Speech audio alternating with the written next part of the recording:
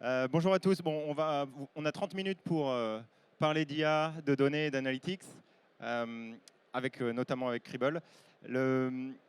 Écoutez, on a une grande chance aujourd'hui en 2026. Avec l'IA, on a enfin peut-être un cas d'usage sur lequel on va pouvoir avoir un apport tangible de l'IA sur la sécurité. Et peut-être qu'on a un coup de chance parce qu'on l'attendait quand même, un cas d'usage intéressant et utile. Pour le mettre en forme, je vais partir d'une histoire très simple. Vous travaillez dans un SOC, vous êtes alerté à 3 heures du matin et vous avez une alerte et il va falloir que vous trouviez la menace. D'accord? Donc ça, c'est la sirène. Ah non, ça marche pas. Ça marche pas non plus. Aujourd'hui, ça veut pas.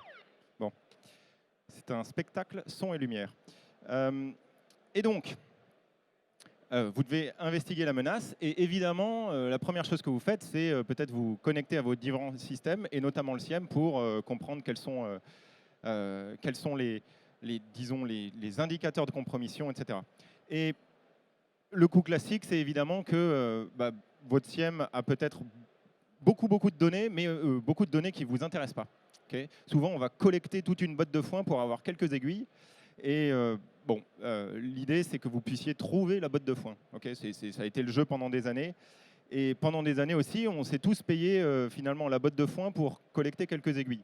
Si bien qu'on se retrouve avec énormément de données. Et quand il faut qu'on fasse l'investigation, soit la donnée intéressante n'est pas dans le SIEM parce qu'on a atteint les limites des licences qu'on avait acquises, soit elle est tout simplement dans des systèmes qu'on n'avait pas encore prévu de collecter. Autrement dit, on a beaucoup de bottes de foin, on a collecté quelques aiguilles, mais pas encore suffisamment. Okay. Vous avez peut-être connu ce problème par le passé. Au passage, dans ces images, il y a des petites chèvres parce que c'est notre mascotte chez Cribble. Donc un des sujets, c'est de comment on va réussir à trouver les indicateurs de compromission sans avoir à payer toute la botte de foin. Okay, c'est un des enjeux. Le deuxième enjeu, en tant qu'expert sécurité, vous avez peut-être vécu ça, c'est que vous venez avec votre bagage sécurité, mais vous devez aussi avoir une deuxième expertise, c'est celle du langage de recherche. Alors j'ai travaillé longtemps pour un de ces éditeurs par le passé. On appelait ça le SPL. Dans d'autres, vous êtes peut-être expert SQL, KQL, etc. Tous ces query language qui sont finalement une autre expertise qu'il faut avoir en parallèle de votre expertise sécurité. Et bon, on espère que ça va, avec l'IA notamment, ça va changer. Okay. On est content d'être expert KQL, mais peut-être que si on pouvait dialoguer en langage naturel, ce serait quand même plus simple. Autrement dit, je vais essayer de résoudre deux problèmes à travers cette présentation. C'est comment je vais apporter de la visibilité, comment avoir accès à toute cette donnée sans avoir à gérer un budget de collecte qui lui-même est par nature limité. Et deuxièmement, comment je fais pour que mes investigations soient beaucoup plus simples. Okay. On se rappelle d'un point, c'est que, qui est un peu le driver de cette présentation, c'est que l'IA, elle ne sera jamais meilleure que les données sous-jacentes. Jamais. C'est juste pas possible. C'est-à-dire que si votre donnée n'est pas accessible, l'IA ne pourra rien pour vous. Si, deuxièmement, votre donnée n'est pas bien formatée ou pas suffisamment enrichie, l'IA aura vraiment du mal à vous aider. Okay. Maintenant, imaginons un autre futur, un futur un peu différent. Donc, vous faites votre investigation et, premièrement, vous êtes capable de dialoguer avec la machine en langage naturel. Okay, c'est un vœu pieux, un rêve qu'on avait depuis des années. On sait qu'en 2026, c'est possible. C'est possible, vous avez probablement utilisé du Claude Code ou vous avez eu la chance d'utiliser différents outils qui vous ont peut-être ébahi ou effrayé. Moi, un peu les deux. En tout cas, vous êtes plus expert SPL, KQL, SQL, etc. Vous lui parlez en langage naturel. Et la deuxième clé, c'est que l'outil d'investigation est capable de chercher à 360 degrés. C'est-à-dire que, évidemment, votre SIEM, vous en avez fait un outil de centralisation depuis des années, mais il atteint ses limites. Pourquoi? Parce que c'est un budget en CPU, en stockage, c'est un budget en licence. Et souvent, quand on fait une investigation, on a besoin d'aller bien au-delà de la donnée qu'on a collectée. Autrement dit, on a besoin d'un outil de recherche fédéré, un outil de recherche qui peut aller chercher dans n'importe quel type d'outil. Okay. Ça, ce serait l'idéal. Donc, pas limiter mes investigations au SIEM, et peut-être réutiliser le SIEM comme ce pourquoi il avait été conçu il y a fort longtemps, c'est-à-dire réussir à lever des détections. Et grosso modo, envoyer les données au SIEM qui seraient utiles que pour les détections. Donc la deuxième chose à imaginer, c'est un système qui permette de faire le filtre entre la botte de foin et les aiguilles, pour n'envoyer dans le SIEM que les aiguilles. Ou plutôt, ça c'est un peu un objectif peut-être un peu ambitieux, mais en tout cas lui envoyer le moins de bottes de foin possible, le moins de foin possible et le plus d'informations qualifiées, voire pré-qualifiées, enrichies de, par exemple, votre CMDB, vos systèmes d'assets, vos systèmes de détection de menaces, etc., afin de qualifier les événements et de choisir si vous l'envoyez au SIEM ou pas. Et tout ce qui n'a pas d'importance, l'envoyer ailleurs. Si je reviens sur mon slide de bottes de foin, je fais retour juste une seconde. Ici, on se rend compte que souvent, ce que je vois chez mes clients et prospects, dans un firewall, il y a au moins 60% de données qui ne servent absolument à rien pour la sécurité. Au moins 60%. Or, vous êtes tenu de les collecter, de les conserver 12 mois pour un stockage légal, etc. Donc, le plus souvent, vous le collectez dans votre SIEM, ce qui prend de la place dans votre licence pour rien. Okay. Donc, si j'étais capable, je reviens en avant, si j'étais capable de préfiltrer pour pouvoir prendre ce qui est plutôt du foin, le mettre dans du stockage à bas coût, stockage type S3, que ce soit dans le cloud ou on-prem, ça me coûte 5 centimes par giga par mois, ou les données qui sont importantes pour la sécurité et notamment pour les détections, alors je les envoie dans le SIEM. Autrement dit, passer le SIEM en mode use case based, on dirait en anglais, c'est-à-dire basé sur des cas d'usage, basé sur des détections. Okay. Donc là, dans cette présentation qui est relativement courte, je vais faire 2 démos. Okay. Je vais passer à une première démo d'investigation via l'IA et d'outils de recherche fédérés. Ça, c'est la partie droite de l'écran, c'est-à-dire comment est-ce que je vais pouvoir accélérer mes investigations. D'accord. Dans ce slide-là, donc dans la première démo va s'atteler à vous montrer un outil qui va pouvoir chercher non seulement dans votre SIEM, mais dans les différents outils d'analytics que vous pouvez avoir, typiquement Elastic, d'accord. Pour certaines entreprises, un Elastic peut être un SIEM, mais parfois c'est différent, d'accord. Parfois c'est utilisé par l'IT Ops, pour les équipes observabilité, etc. En tout cas, c'est un système extrêmement rapide d'analytics, ou carrément du stockage à froid, du stockage objet qui est beaucoup moins performant, beaucoup moins coûteux et qui est souvent utilisé juste pour du stockage légal. Un point important dans ce slide, c'est que souvent, si vous êtes expert Splunk ou expert Elastic, vous avez peut-être mis en place déjà ce qu'on appelle du tiering de données, c'est-à-dire que dans l'outil Elastic ou dans l'outil Splunk, on peut faire un tiering, stockage chaud, disque rapide, etc., etc. On peut le faire, d'accord. Mais ce que je vous montre là, c'est un peu différent.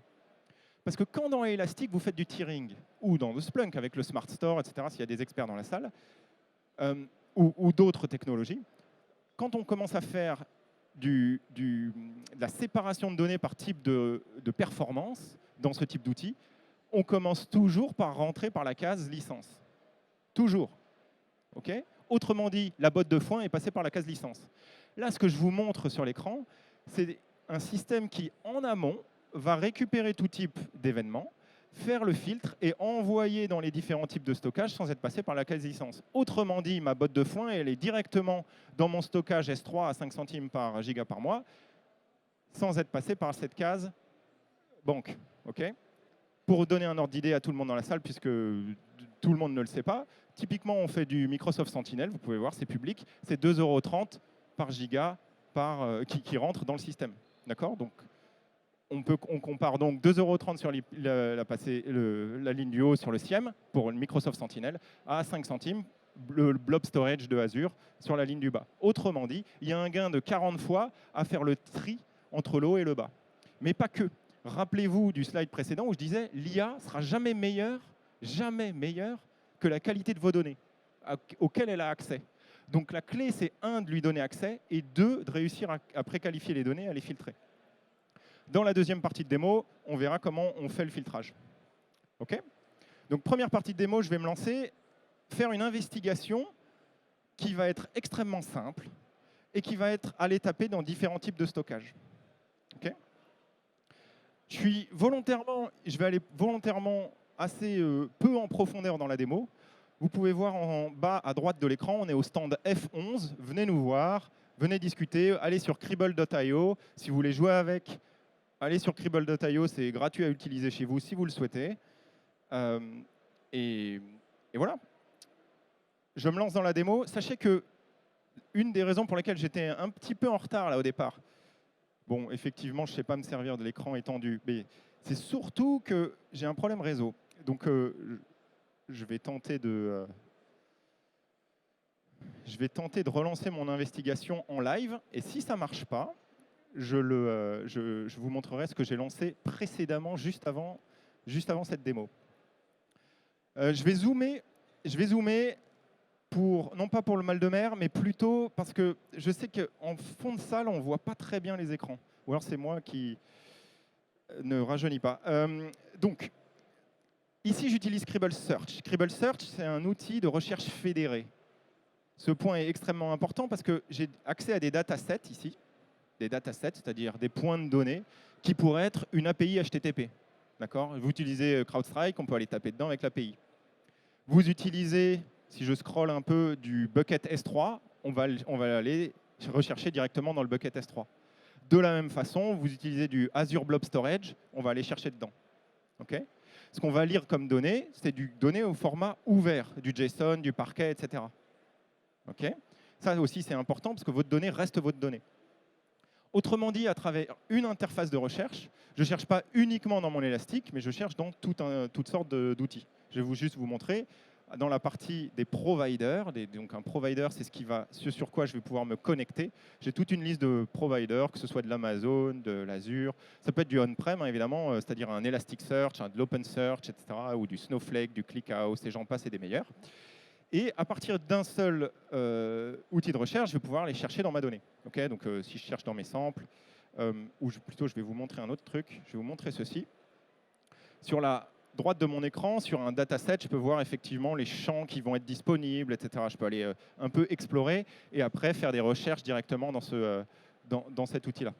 Okay, si je lance une recherche, hop, je vais dézoomer un petit peu, vous y verrez moins bien, mais grosso modo, si vous êtes habitué à Elastic ou à Splunk ou à d'autres outils comme de ce type, vous voyez des logs ici avec des champs extraits sur la gauche et on peut faire des jolis graphiques. Ce qui est intéressant, c'est qu'on peut utiliser l'IA ici pour lui poser n'importe quel type de question et il va écrire la query pour vous. Okay, on n'a plus besoin que vous soyez expert KQL. Maintenant, donc ça c'est l'accès à la donnée, parce que l'IA ne va pas vous aider si elle n'a pas accès à la donnée. Et ça, ce changement-là, il est hyper important, parce que de l'IA dans les SIEM, il y en a beaucoup.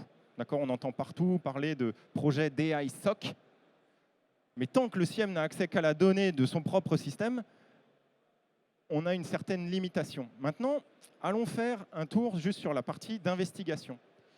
L'investigation ici, dans Kribble Search, c'est utiliser une LLM. Pour ceux qui ont déjà essayé à la maison, c'est extrêmement simple. Utiliser une LLM qui va utiliser les API de Kribble Search pour aller chercher dans toutes ces données-là. Okay, il se trouve que là, dans cette démo, j'utilise le LLM par défaut proposé par Kribble. Okay, évidemment, on propose aussi un serveur MCP pour ceux qui aiment bien ce type d'architecture. Et vous pouvez aussi, sans MCP, aussi vous plugger avec vos propres tokens. Si vous avez un contrat avec Anthropic ou que sais-je, vous avez un contrat avec Mistral, vous pouvez aussi utiliser vos propres tokens pour utiliser votre LLM si ça vous rassure. Ou si c'est la politique maison. Okay, pour la suite de cette démo, normalement, si la vie est belle, j'ai ici une alerte.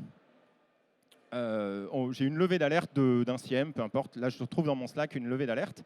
Donc, je vais aller copier cette alerte et espérons que je retrouve mon Kribble Search et je vais lui dire, tiens, je vais lui écrire en français. Là, je suis obligé de poser mon micro parce que je ne sais pas taper d'une main.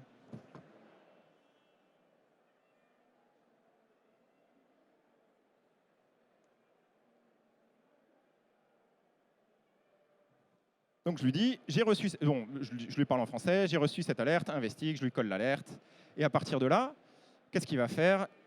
Si le réseau est avec moi, il va commencer à réfléchir, à essayer d'interpréter l'alerte. Et il va faire une investigation comme si vous l'aviez faite à la main, sauf qu'il va la faire plus vite.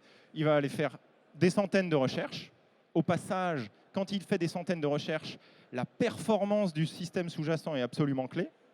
Okay, donc évidemment, une investigation sur du S3 prendra un peu plus de temps qu'une investigation sur de l'élastique, hein, par exemple. Okay, et il me dit, ah bah tiens, je me concentre sur ces 3 signaux, Palo Alto, Cube et mes systèmes de POS, de Point of Sale. Dans cette démo, je suis un Cribble Coffee, donc un magasin de café, et il va lancer différentes recherches. Pour faire une démo un peu plus rapide, j'ai lancé cette même recherche il y a quelques minutes, donc je vais vous montrer un peu ce que ça donne. Je vais zoomer encore une fois. Et généralement, il prend des chemins assez similaires. Il va lancer une recherche, puis avoir les résultats, et dire, ah bah tiens, les logs Palo Alto me montrent ces informations qui sont intéressantes. Ah, mais par contre, je n'ai pas réussi à faire la recherche, je la réessaye différemment. Bon. Il identifie des IP qui ont été utilisés pour l'exfiltration, etc. etc. Finalement, il déroule votre raisonnement à vous en quelques secondes. Okay, donc, il vous aide à faire cette investigation sans pour autant que vous soyez un expert et que vous sachiez écrire les requêtes KQL, etc. Ce qui est intéressant, c'est qu'il vous fait gagner du temps, grosso modo. Okay, il va lancer des centaines et des centaines de recherches. À la fin, donc je vous passe les détails, hein, parce qu'il en lance quand même un paquet. Je vais scroller. Ça a duré peut-être quelques minutes. Et à la fin, il me donne ce résultat. Alors, il me l'écrit là en anglais, mais je crois que je lui avais demandé de l'écrire aussi en français. OK. Il me l'a écrit ici en français. Bon, il a trouvé les IP des pods qui seraient à la source d'une fuite de données de tant de mégas et à quoi elle est due, et, etc., etc. Donc, encore une fois, qu'est-ce qui se passe dans cette démo? C'est qu'on utilise un LLM. Il se trouve que là, on le fournit nous-mêmes. Vous pouvez venir avec votre propre LLM. Donc là, c'est l'investigation via le LLM fourni par Cribble. Ce LLM utilise les API de Cribble, fait les recherches pour faire l'investigation. Mais la clé, c'est que Cribble Search est capable de chercher de façon fédérée dans tout type de système, quel que soit le format de la donnée. Okay, donc ça, c'est la première partie de démo. Et à la fin, il me dit, qu'est-ce que vous voulez faire avec cette conclusion et toutes ces informations? Et le mieux, c'est de le sauver dans un notebook. Pour ceux qui sont familiers avec des Jupyter Notebooks, c'est un peu la même chose. Vous allez sélectionner finalement les recherches que vous voulez sauvegarder, et ça vous le sauvegarde dans un grand notebook pour pouvoir le partager après avec vos collègues si c'était nécessaire. Okay, donc ça, c'est pour cette première partie de démo dans laquelle on va utiliser du langage naturel dans sa propre langue, qui va faire des recherches dans tout type de système. Okay, deuxième partie de démo, et il me reste 16h04, il me reste 10 minutes. Deuxième partie de démo, comment avoir finalement le trusted data, c'est-à-dire faire le nettoyage dans mes événements pour collecter la bonne donnée à la bonne destination. Je prends mes événements qui sortent de mon firewall. Encore une fois, c'est un exemple simpliste, mais c'est un exemple parlant. On peut en prendre d'autres exemples, les logs Cube, par exemple. Hein, si des gens s'adressent à vous avec leur log Kubernetes, vous avez probablement vu un volume monstrueux, beaucoup de champs, et il y a peut-être 3 champs qui vous sont utiles. Okay, mais ce n'est pas un cas isolé, il y a beaucoup d'autres sources comme ça, où il y a beaucoup de déchets qui ne vous intéressent pas.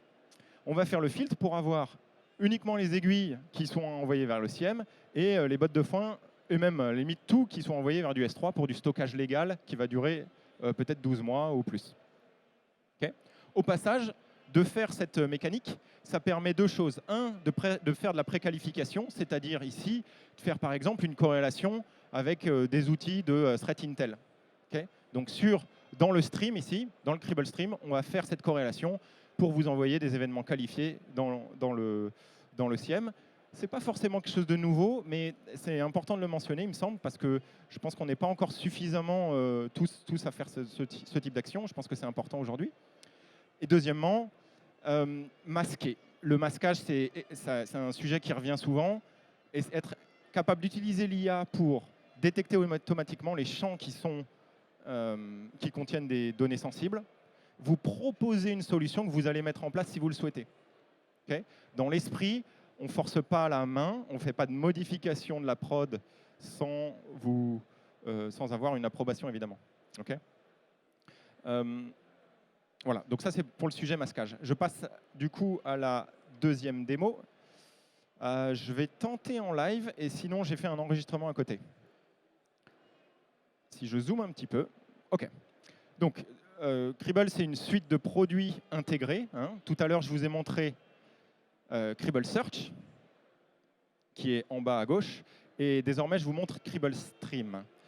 Quand on utilise Cribble Stream, on va connecter les bonnes sources aux bonnes destinations. Donc on peut avoir tout type de sources. Ici, là, j'ai du flux syslog pour mon firewall, mais je pourrais avoir tout type de sources. Ça peut être du push, du pull, récupérer des infos de l'agent Elastic, l'agent Splunk, l'agent, enfin tout type d'agent, de l'OpenTelemetry, etc., etc., du Datadog, ou alors faire du pull, aller chercher d'un Kafka, d'un EventHub, aller piocher dans une API REST, ça c'est extrêmement important, etc. Et donc ici, recevoir un flux syslog. Ce qui est important, c'est qu'on a toujours la main sur ce qui se passe sur le flux. Autrement dit, je peux toujours voir les paquets qui arrivent et qui sortent et qui sont transformés au fur et à mesure dans Cribble Stream. Donc là, j'ai la main, je vois les paquets qui arrivent. Je peux faire ma capture de paquets. Okay, donc on peut voir un log ici qui est du log, un format CSV, c'est du log Palo Alto, ça, pour ceux qui s'intéressent à ce type de format. Et là, je l'ai connecté à deux destinations. Un, Cribble Lake, j'aurais pu le connecter à j'ai peut-être du S3, ouais, j'aurais pu le connecter à mon S3 ou à d'autres types de destinations. Et dans les destinations, évidemment, j'ai les destinations habituelles. Et si toutes les destinations, que ce soit de l'AWS, de l'Azure, du on-prem, etc., en HTTP, etc. Si la techno que vous utilisez n'a pas de tile ici, il ne faut pas s'affoler. Généralement, on fait un push HTTP, ça va fonctionner. Je pense à des technos, je ne sais pas, par exemple, on n'a pas de tile Sequoia, par exemple, mais on peut très bien envoyer à du Sequoia. Donc, c'est un exemple parmi les technos qui sont demandés parfois. Maintenant, ici, j'envoie en double. Ça, c'est extrêmement important. Je suis capable de faire le Y, envoyer la donnée qui intéresse, qui est juste importante pour le stockage objet ici. Donc là, j'envoie toute la donnée brute, non modifiée, à mon stockage objet. Ici, c'est du Cribble Lake, mais ça pourrait être du S3. Et j'envoie une donnée qui est modifiée, je le sais parce qu'il y a ce petit rond ici, vers mon Elasticsearch. Et cette donnée modifiée, on va juste voir un peu comment elle est faite, je l'ai modifiée grâce à un pipeline. Je vais aller voir le pipeline que j'ai utilisé. J'ai utilisé ce pipeline qui s'appelle Palo Alto Traffic. Je vais zoomer un petit peu. Et un pipeline, c'est une suite de fonctions. Et il y a beaucoup de fonctions disponibles. Typiquement, on peut faire modifier des champs avec une fonction eval. On peut faire de l'échantillonnage avec une fonction sampling ou du masquage avec une fonction de masque. Elle est ici, etc., etc. Bon, il y a des centaines de fonctions, ou plutôt des dizaines et des dizaines de fonctions. On peut faire des conversions en métrique, etc. Ici, je fais une modification qui est très simple. Je fais un drop. C'est-à-dire que je sais que mes détections dans mon SIEM sont assez simplistes et pour les sources firewall, merci, 5 minutes, pour les sources firewall, je m'intéresse uniquement aux détections dans mon SIEM qui seraient des flux nord-sud, c'est-à-dire de l'interne vers l'externe ou inversement, mais pas de flux est-ouest, c'est-à-dire interne-interne. Autrement dit, puisque je n'ai pas de détection sur les flux est-ouest, je ne vais pas les envoyer vers mon SIEM. Okay, c'est une règle un peu simpliste, on pourrait en discuter, faire quelque chose d'un peu plus granulaire, se caler peut-être juste sur des sources et des destinations ou un protocole particulier qu'on aimerait dropper ou sampler pour faire un échantillonnage ou un regroupement. Et donc, j'ai juste un drop qui va dire si ma source elle est trustée et ma destination est trustée et que mon action elle est en halo, alors je vais dropper ce paquet.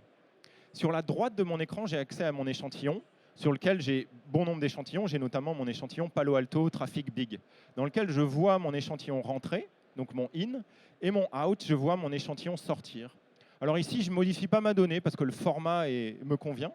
Maintenant, suivant votre type de SIEM, il faut modifier la donnée. Typiquement, vous envoyez vers du Sentinel, par exemple. Il faut absolument changer le format pour qu'il soit compatible avec Microsoft Sentinel et leur CDR, etc.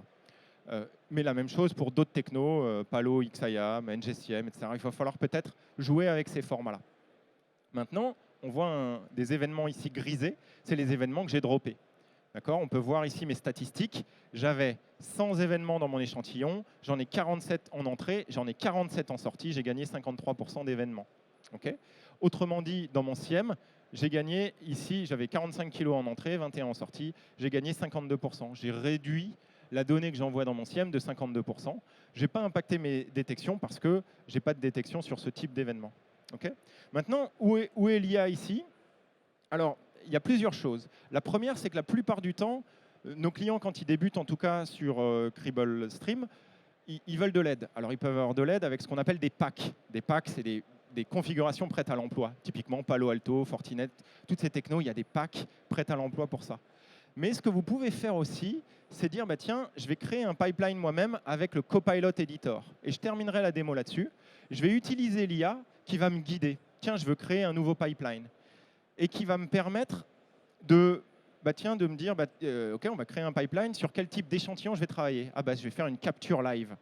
Très bien, je vais dire, OK, je vais faire une capture live de mon flux. On avait dit tout à l'heure que c'était un flux syslog, firewall syslog. Donc je vais dire, OK, très bien, fais une capture sur ce flux-là en live. Donc il me capture quelques événements.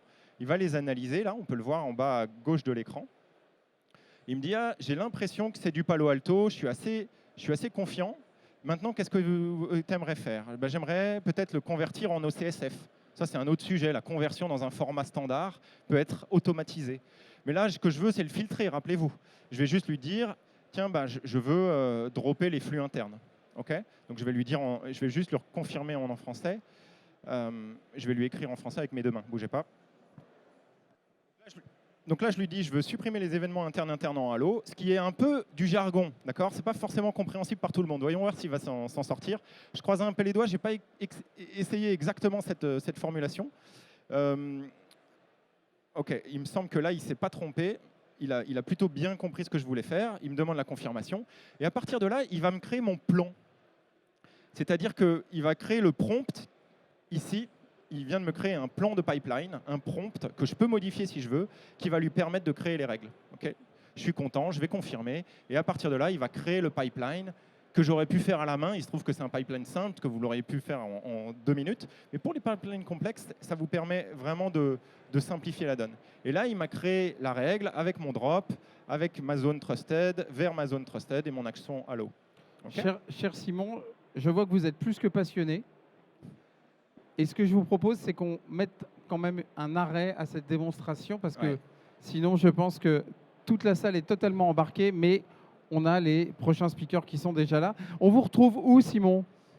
Nous sommes au stand F11. On est ravis de vous y accueillir et sur cribble.io. Merci à tous. Merci beaucoup. Merci beaucoup. Bravo. Au revoir.